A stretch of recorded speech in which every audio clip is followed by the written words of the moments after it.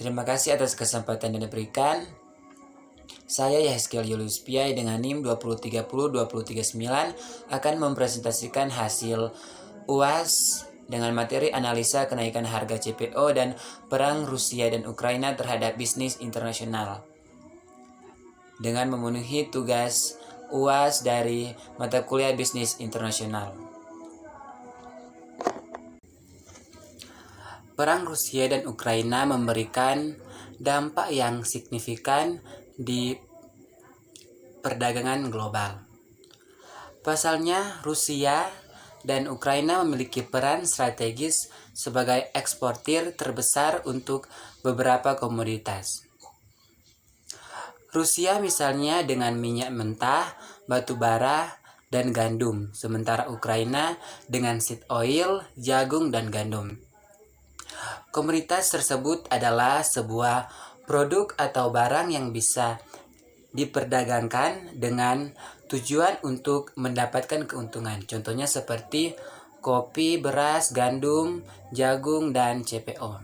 Sementara itu,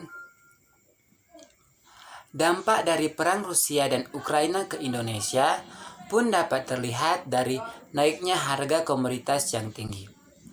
Dampak ke Indonesia dengan naiknya harga komoditas non-migas, terutama batu bara dan CPO, akan berpengaruh pada ekspor Indonesia. CPO itu sendiri atau crude palm oil merupakan minyak nabati yang dihasilkan dari tanaman buah kelapa sawit. Kenaikan harga CPO disebabkan oleh lonjakan permintaan ke sumber minyak nabati, imbas berkurangnya stok minyak di tengah perang Rusia dan Ukraina. Analis komoditas harga CPO yang menembus level tertinggi sepanjang masa tidak diprediksi oleh para analis lantaran konflik Ukraina dan Rusia awalnya diperkirakan tidak separah saat ini. Pasar belum siap dengan kondisi perang Ukraina. Ada ketakutan akan terjadi perang dunia ketiga dan meletus perang nuklir sehingga membuat permintaan CPO semakin tinggi. Melambungnya harga CPO pada ujungnya membuat harga minyak goreng internasional termasuk di Indonesia naik pesat. Walau jadi negara penghasil sawit dunia, Indonesia tak punya daya untuk mengatur harga karena kebanyakan sawit Republik Indonesia dijual dalam bentuk mentah. Ada beberapa faktor yang membuat harga CPO melambung.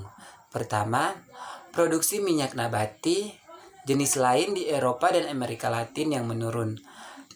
Tengok saja harga minyak kedelai yang ikut melambung akibat produksi yang menurun. Kedua, produksi sawit di Malaysia turun karena mayoritas buruh berasal dari Republik Indonesia.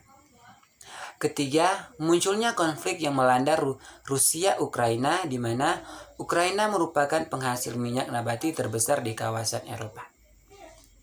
Baiklah, itulah hasil dari UAS saya. Ucapkan terima kasih.